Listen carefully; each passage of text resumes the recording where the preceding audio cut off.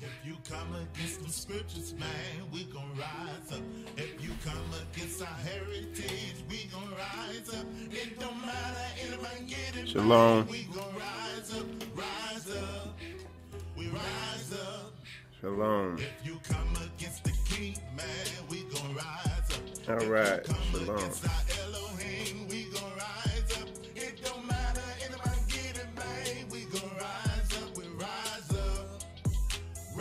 up, and rise up. Oh me, oh my. Atheists tweeting OMG. Life came to a standstill and then got real with them prophecies. Every time we done pass go, monopolize the monopoly. You give us 200, take 300, charge us for the property. Y'all gave us this authority. To be honest, got it honestly. Which means we are joint heirs. Siamese twins on a trampoline. We speak what he wrote. Melania's speech, Michelle's notes. Israel hit the ground running like a breech birth cause we got hope. Hold up. Yeshua is the Messiah. It's his will over our will, so we call that student driver. He calls us his song. Sorry, Mariah. Posted to carry these notes. Addressing all outsiders, we will rise up. If you come against the scriptures, man, we gon' rise up. If you come against our heritage, we gon' rise up. It don't matter, anybody get it, man. We gon' rise up, we rise up. If you come against the king, man, we gon' rise up. If you come against our Elohim, we gon' rise up. It don't matter, anybody get it, man. We gon' rise up, we rise up. Yeah. Rise up, and rise up. Rise up in the morning, see my people in poverty, crying out to my people, asking me why you bother me. Slaves, we living in colonies, walking like zombies who bred with lobotomies. Even preacher man and creature man, down low with them sodomies. And no, it isn't an oddity, rather the norm, so check the academy. They say it ain't easy, I guess that's the academy. Rise up in the anatomy, know that they lie to me, no longer lie to me. The shoe of the process. Yeah, I molded the pottery. Hold up. What they gonna do when they show up? Will they ever grow up? Cause some rather be with a bowl than a running plant seed with a sower. You remember Noah? What you gonna be when the blow when they haven't received didn't roll up? Then you're gonna go up. You better reread what you know of mainframe DP and to go up. If you come against the scriptures, man, we gon' rise up. If you come against our heritage, we gon' rise up. It don't matter, everybody get it. Alright, shalom, y'all. Shalom. Rise up, we rise up. If you come against the king, man, we gon' rise up. If you come against our Elohim, we gon' rise up. It don't matter, anybody get it, man. We gon' rise up, we rise up. Rise up, and rise up. Judah, rise up. Benjamin, rise up. Levi, rise up. Asher, we gon' rise up. Naphtali, rise up. Reuben, rise up. Issachar, rise up. Zebulun, we gon' rise up. Manasseh, All right, shalom, y'all. Shalom. It's your boy Michael Israel here. And as you can see, the title of the lesson is Having a Strong Biblical Reality. And I'll go into exactly what that means. And this lesson is in response to requests that people had made to me through comments. They basically asked me to do this lesson. So that's what I'm doing, you know, because they had questions. The first brother had a question because basically he was working, he was seeking some employment. I was trying to find his question here actually, but couldn't find where it was at. It's probably in my email. But anyway, he wrote me and he was just saying how he was seeking employment. And because of the job requirements, he couldn't wear his his beard. They wanted him to be clean shaven, and he said, he was feeling kind of convicted about that. So, you know, he wrote me just wanting to know, hey, what route should I go? You know, how should I deal with that? And that's the basics of his question. Okay. All right. Another brother. Yeah. Shalom, brother Malik. Yasha Yisrael. See you in there. And then another brother, his question was, kind of similar, you know, if you, when you look at the core of things. Let me see if I can find that.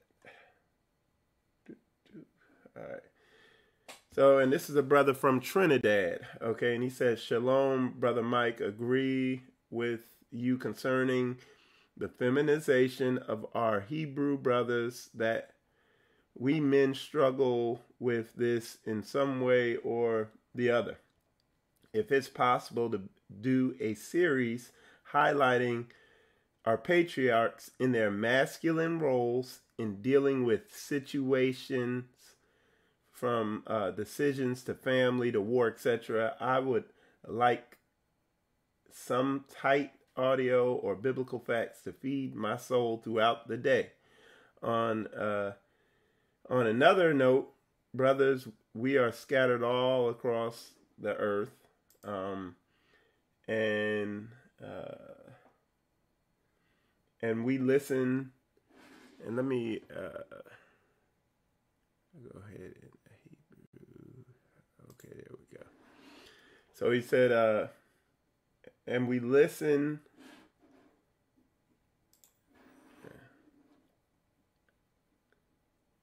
So he said, and we listen to you all, and you speak very exclusively on America, when in fact, Trinidad, where I live, our conditions are the same, as well as on Africa, England, France.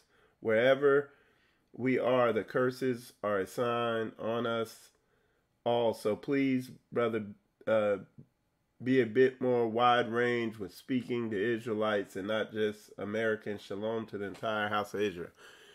And I can respect that. I wasn't aware of the fact that, you know, I speak to my situation here in America, and I'm glad this brother let me know that, hey, this is worldwide. I kind of figured it was, but like I said, I'm just speaking from my reality.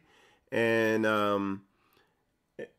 you know, so I can only speak what I know. I wasn't aware of exactly what's going on in France and Trinidad, but I'm glad it's blessing you there. But anyway, this lesson is a base foundational level lesson on one of the core things you need to know, being a biblically masculine man or woman, how to walk this thing out in spirit and truth, in reality. Because what the reality is all this stuff is against you, okay? And a lot of people, the feminization, the deception that's out there is so widespread. A lot of people think that's reality because it's so everywhere. I was counseling a sister, and, you know, just listening to her talk, because when I counsel somebody, I let them talk for a while so I could get a proper picture painted of what they're dealing with. And just listening to her talk, and what I came to is just the same typical thing I come to.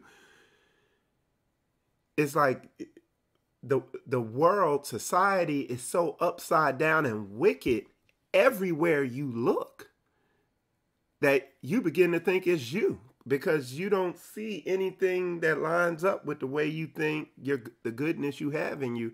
So you begin thinking, well, maybe it's me. You know what I'm saying? So, you know, and so a lot of times you have to have a strong biblical reality, because you're going up against something big. Okay. But you gotta, have a King David spirit to slay these uncircumcised Philistine situations. Okay, that's a heavy thing right there. You know what I'm saying? But that's real talk. So you got to have that King David spirit when you're dealing with these uncircumcised Philistine situations. When you know folks is off, I don't care who they are, I deal with them a certain way. But we're going to get into all that. We're going to definitely get into all that. All right, shalom to y'all on YouTube. Israelite Gift, shalom. Ni Arbor, child of Yah, shalom. You know, make sure y'all share this video. Shalom to y'all on Facebook. Malik, shalom. Emmanuel bin Eleazar, I think. Shalom. Diane Pease. I probably messed that up bad, didn't I? Shalom. All right. But you gotta be about that business. That's why, y'all hear me say it all the time. I got that everything's military around me. Because I don't mind warfare. You know what I'm saying? I'm comfortable being in warfare situations, physically uncomfortable situations. I'm perfectly content with that. You know what I'm saying? I'm perfectly content with challenges and having the odds against me. Story of my life. But now I've become confident and bold in that. And that's what a lot of these lessons push towards. Okay? So what I'm doing is I'm getting the scripts ready here. So y'all don't think I'm just talking out the side of my chin. Okay? Let me get this pulled all the way up. There we go. All right. So like I said, so the one brother was asking me, so he had that situation, and I'll quickly answer that, where it was a situation of he got this job, pays decent, this, that, and the other, and he was talking about his but the thing was he had to cut his mustache, his beard off and everything to do the job, and he said he's feeling kind of some type of way. He's feeling convicted about it. Real short, and I'm going to back this up with my lesson, is that there's plenty of options to get around that little hurdle. Okay? First thing first, you don't got to cut, you ain't got to cut your beard, mustache off for these heathens to make some money in they daggone wicked society. You ain't got to do that. You know what I'm saying? When I came into this truth, I was in the Air Force. I was in the military, and the military, you gotta keep your junk. You gotta keep it cut every day. Well, I went to the doctor and got a waiver it's called pseudofolliculitis barbae. I got a shaving waiver. And basically, pseudofolliculitis barbae is ingrown hairs. And I do get them. And I got the waiver and kept it moving. Now, I couldn't grow it out like this, but I could grow it out a little to where I didn't look like a little boy or something like that. Wasn't walking around with my face completely shaved looking like a woman or something. I looked like a man. So I was cool. You know what I'm saying? Of course, there's little drawbacks to it. I'd be walking around, people be like, oh, you don't shave? You didn't shave this morning? This, that, and the other all the time. Think to kind of treat me like I was, when they see you walking around looking like a man, and you're not freshly shaven, you kind of get labeled as a somebody who half-stepping or whatever. But who cares? Okay, another thing is if they don't like it, get another job. And you might take a pay cut. Because as soon as I became eligible for retirement from the military, and then I came in this truth, and what happened, I was praying to the Most High, open up an avenue to where I could get up out of there. And he did. And I took a significant pay cut. And yeah, it hurts financially a little to what I could have made or could have been making. But it was a godsend because the job I got now, I ain't got to work weekends. And I could wear my junk however I want. I wear this shirt to work with fringes on it. You see what I'm saying? It's, praise God. And it ain't about the money. I got enough money to pay my bills. I'm good. You know what I'm saying? And he got other things in work for me to where I'm providing fine. I'm good. And that was just prayer and waiting for that door to open, not making any stupid moves. I didn't just, all right, I'm quitting the military. Boom, I'm done. And got out, and then I can't provide for my family. But he put it there. You know what I'm saying? So that's how to deal with that situation. Okay? There's always an easy way out. Just a lot of people, they want to win in the financial. A lot of times you got to be thinking, hey, folks be wanting to win in the financial area because the world's telling them money's God, and you got to be progressing. You can't take a step back. You can't go backwards. Like I took a position down when I retired. I early retired from the military. So I took a big hit on my retirement pay or whatever. Shoot. By the time it come time for me to start collecting that, this military probably this old country, the rate they going, they probably gonna be gone. I wasn't sweating it even on that level. I just knew that I needed to serve the Most High. So that's the thing there. And now I'm going to back it up with the scripts according to the question the other brother asked me about showing it with our patriarchs and stuff like that. And so the scripture, what we're going to be reading through, we're going to go to Numbers chapter 13. Okay, we're going to go to Numbers 13. And let me check real fast online. Let me check, folks, make sure nobody has any questions online. All right, Saul, I see you on there on YouTube. Shalom, brother. But let's go into it, and let me pull it up here. Okay, so got my verses, and we're gonna pull it up here for you. And I'm going to just show you the importance of having a strong biblical reality. It's all through the book. As you can see, this is going to be a series. We're just going to go in and chop up certain couple situations in the book. But here we are. This is Numbers chapter 13. Let's start at verse 1. We're going to read through about verse 3. It says, and the Lord spake unto Moses, saying, send thou men. Okay. So, and like I said, we're going to chop this up piece by piece. He said, send thou men. Okay. He didn't say send out people or men and women. He said, send thou men, that they may search the land of Canaan, which I gave unto the children of Israel. Of every tribe of their fathers shall ye send a man, every one a ruler among them. Okay?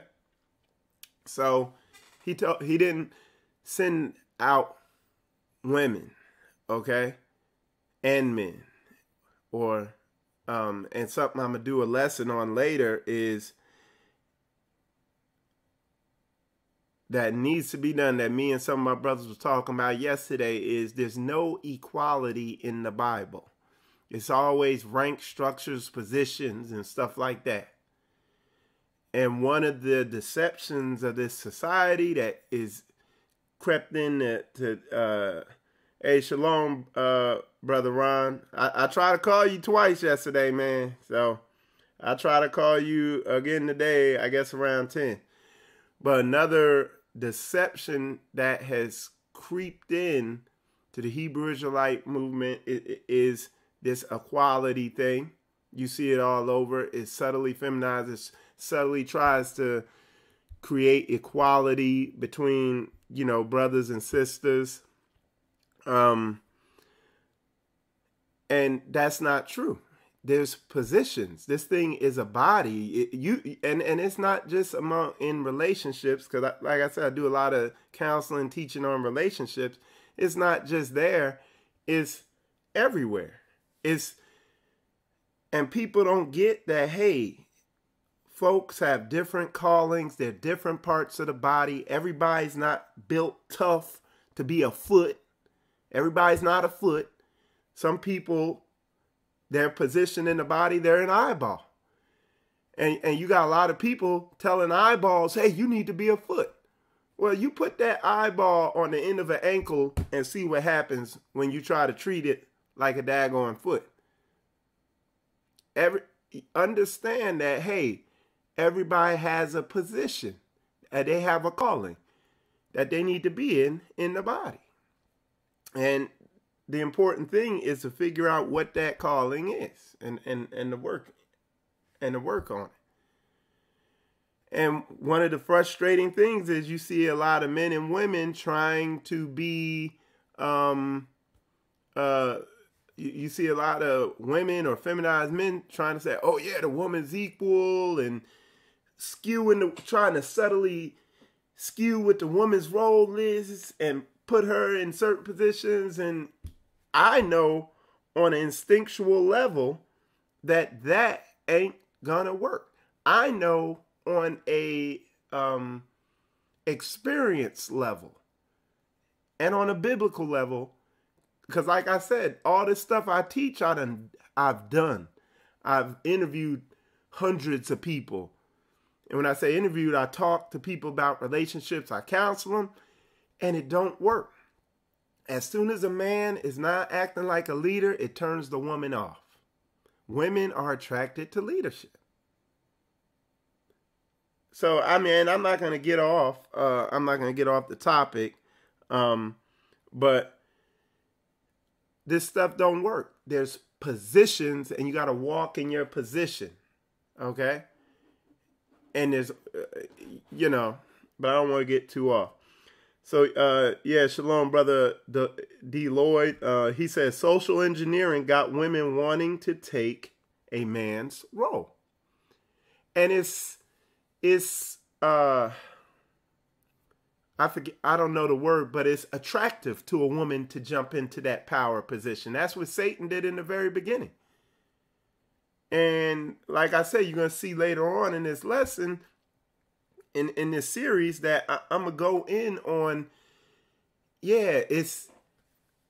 what did that verse say? The verse in Genesis, we tempted the woman. It was attractive to her eyes, like that power. Okay? And, okay, hold on. So that power is attractive to them. Okay? So what you have to do is fight to take it back from them. And not physically. You see what I'm saying? So, all right. Yes, heavy brainwashing. Brother Doctrine Enforcer there. Shalom, Sister Sharon. Shalom, Enlightened One.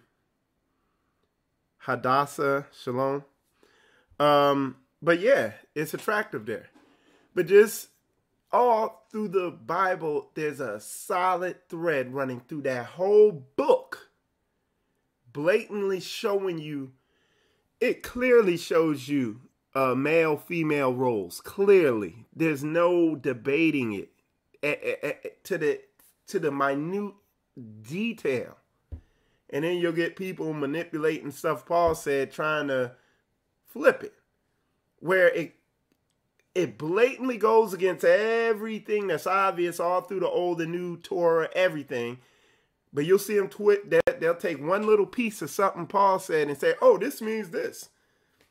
And I'm like, whoa. That don't even line up with everything else in there. That don't even line up with what I experience in relationships and in relationship counseling. It don't even work in reality, what you're saying. So that's a heavy thing. Yeah, it's Brother Ben Eliza, he said, her gain of strength is his loss of Yah's way. Yeah, I tell people, man, a relationship, if you're not walking as a biblically masculine man, it becomes a power struggle. If you ain't a soldier and a warrior, it becomes a power struggle in your relationship. I'm a soldier, I'm a warrior. Like, you try to take some power from me and get out of the will of God, it's going to be a war. And I'm comfortable in battle because that's how I'm built as a man. I'm built to be a warrior. This is why, getting back to the lesson, this is why he said, send thou men. It says, send thou men. It didn't say, send out the prophetess. It don't say that. It says, send out thou men, everyone a ruler among them. Okay? And then it says, and Moses, by the commandment of the Lord, sent them from the wilderness of Paran. All those men were heads of the children of Israel. So they were leaders. Okay? So he sent them out. And I also want to point out, he followed orders or a commandment. He was told to do something and he carried out the commandment. Rank, structure, order. He followed order. He sent out some of the men and then he said, oh, well, women can come out too because they're equal and all that stuff. No, he followed orders. Okay. So now we're going to go to, so they went out. They scoped out the land, okay? And this is heavy here. Now we're going to fast forward to when they came back. They gave him a report. So it says, and Caleb stilled the people before Moses and said, let us go up at once and possess it. So possess the land, for we are well able to overcome it. Because the report was, there's giants there, this, that, and the other. Okay? And let me read this. This is so heavy. Because I use this verse. It says, we came into the land. Okay, so let me get this. And they went and came to, all right, so we're going to start at verse 26. So after 40 days, they returned, and it says, and they went and came to Moses and to Aaron and to all the congregation of the children of Israel unto the wilderness of Paran to Kadesh, and brought back word unto them, unto all the congregation, and showed them the fruit of the land. And they told him and said, we came unto the land whither thou sentest us, and surely it flowed with milk and honey, and this is the fruit of it. Nevertheless, the people be strong that dwell in the land, and the cities are walled and very great. And moreover, we saw the children of Anak there. The Amalekites dwell in the land of the south, and the Hittites and the Jebusites and the Amorites dwell in the mountains, and the Canaanites dwell in the sea and by the coast of Jordan. And Caleb stilled the people before Moses and said, let us go up at once and possess it. See, Caleb about that action, boss. He don't care what he up against. You see what I'm saying? He not getting backed down by a feminized society. He's walking in his reality, even though everybody else is scared.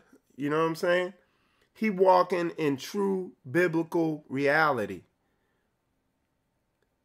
He not walking in a carnal nature. He not walking in that flesh. It's like I done seen stuff happen in my life, situations with me. I could have been dead years ago. The pain I've went through in this life, if it's time to go, so be it. It's time to take a dirt nap, like STL Israelites be saying. It's time. It's time to go. It's just time to take a rest in this life of pain. But like I said, I'm comfortable with the uncomfortable. So he about that action though. All right. It says, and Caleb stilled the people before Moses and said, let us go up at once and possess it, for we are well able to overcome. But the men that went up with him, we be not able to go up against the people, for they are stronger than we. They got a weak biblical reality.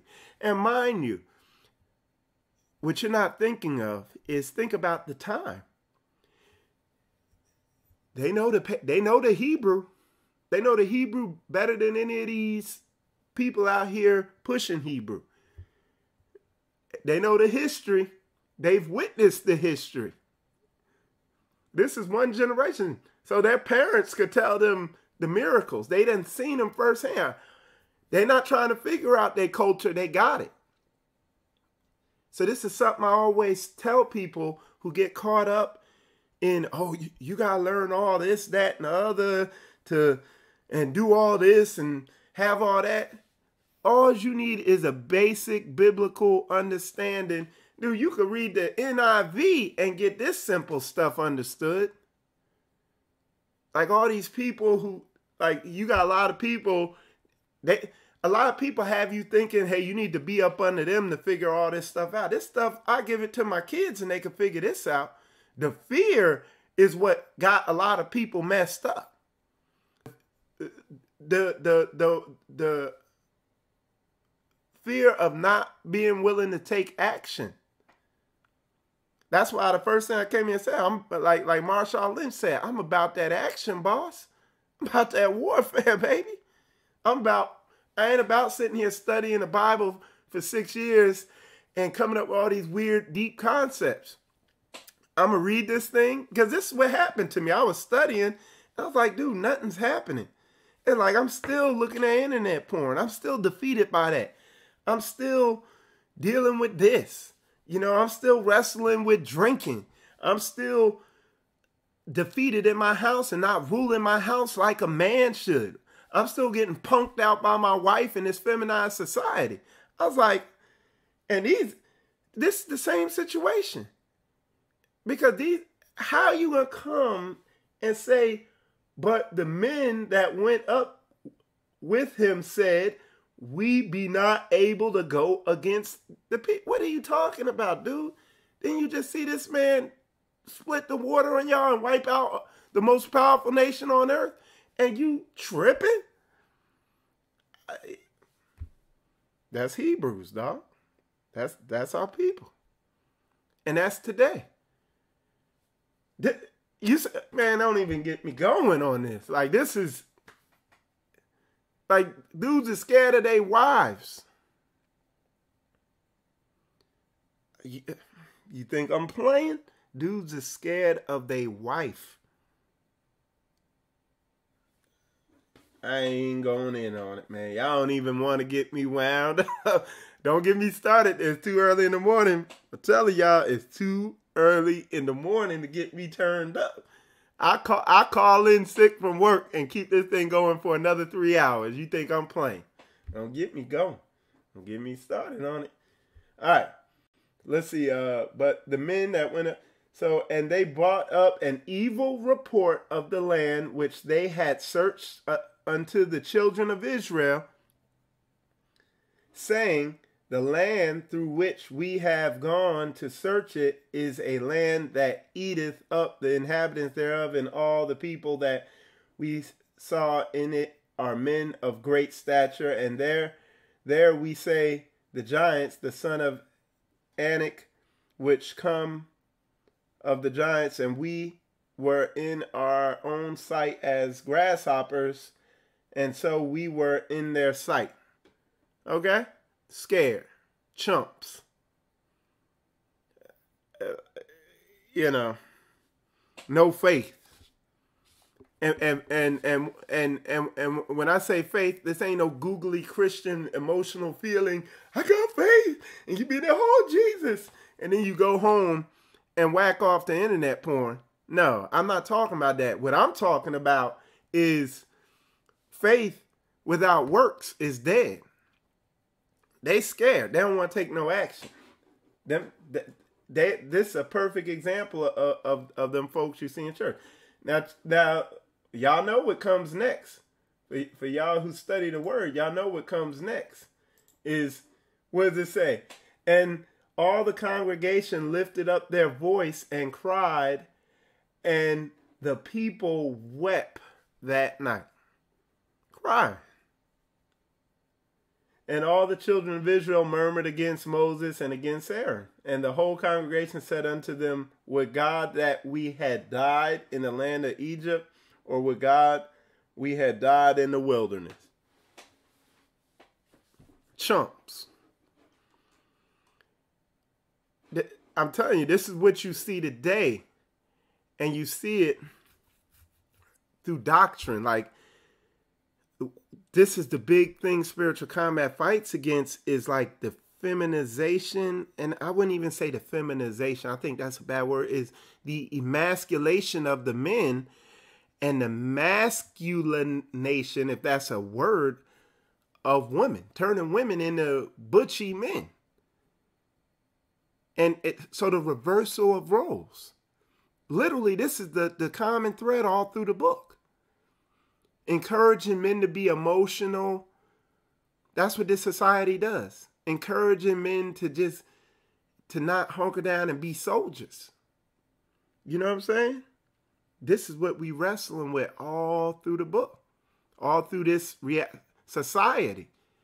I just watch the soft doctrines just creep on in. And really not creeping, they're there.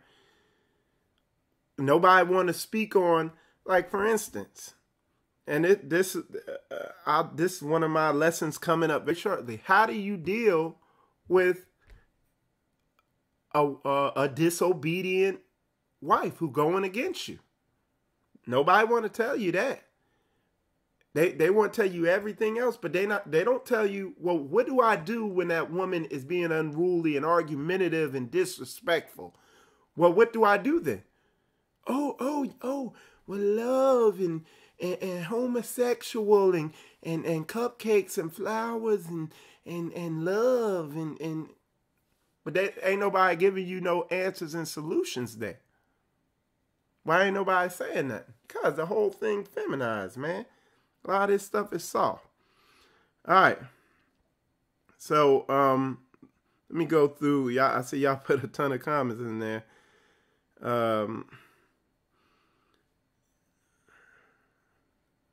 But I'm not on here to engage in degradation by. Okay, run coward. So, I don't know. Y'all look like y'all are in. Yeah, you are. You have to work with the knowledge that you get. Yep, exactly. So,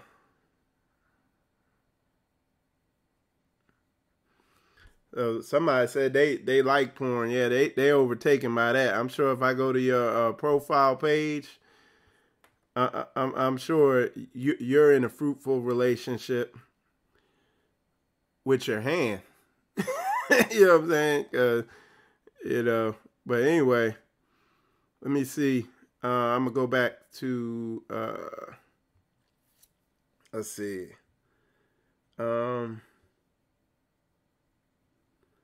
Okay, somebody said they lost. Yeah, people feared. Yeah, you said somebody said people fear death. I don't. Warriors die. Yeah, man. It's nothing like walking around defeated. Like, sometimes you could see it in a person's demeanor where they're defeated. You know, nothing feels better than walking in biblical masculinity and knowing that situations aren't going to destabilize you. You know what I'm saying? And throw you off. Okay.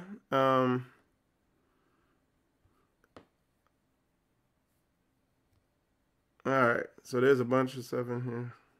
Yeah, faithless nation, role reversals. Yeah, the cupcake and flour doctrine. That's what you could call it. And see, the thing is, like God said, he said, I give you this whole land, but however, you're gonna have to fight for it. He said, I'm gonna give it to you, but you're gonna have to fight for it and follow orders, and then the land will be yours. And what I do, I use that scripture as a model for, it's the same thing with our men in these relationships. In order to get to win that woman over to respecting you, you're going to have to fight for her respect. I didn't say fight her for her respect. A lot of dudes, then they go home, you know, curse her out, beat her, and turn into these macho boy tyrants. And they still feminize men because now they're in their emotions. But there's a process of winning over. You got to become wise. You got to deal with her according to knowledge as a weaker vessel. Sometimes you got to stand up to her and not back down and let her know where her place is. Yes.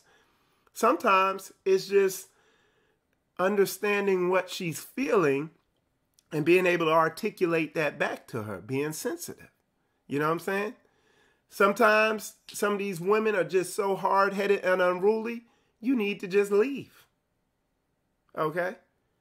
So it's a balance. Biblical masculinity ain't, a lot of dudes, I can't tell you the number of times I say, yeah, man, you got to man up in your marriage. They go home and curse the woman out and act like some macho boy and dictator and go to the other extreme, and then the relationship ends even quicker. No, there's wisdom involved. Wisdom is knowing what to apply when. Being sensitive, understanding what that woman's feeling, what she's frustrated about. You know, sometimes it could just be emotional. Sometimes, most of the time, it's because you're not being a good leader. You're not making wise decisions. A lot of times, it's because you're just a pushover and you let her run over you and she has no respect for you. Okay? So, like I said, that's a whole nother lesson. Okay? But it's real talk. You know what I'm saying? But anyway, that is part 1 of this series, having a strong biblical reality. Tomorrow or the next time I do this lesson, it's probably, like I said, I'm going to go over King David. I'm going to go over Samson. I'm going to go over Adam. I'm going to go over a lot of stuff. Oh, and wait until I get to that Paul. You know what I'm saying? Folks going to be unfriending me then. You know what I'm saying? But yeah, that's part 1 of this. I hope it bless you. I have a lot more to go into, you know, but I hope this was a blessing.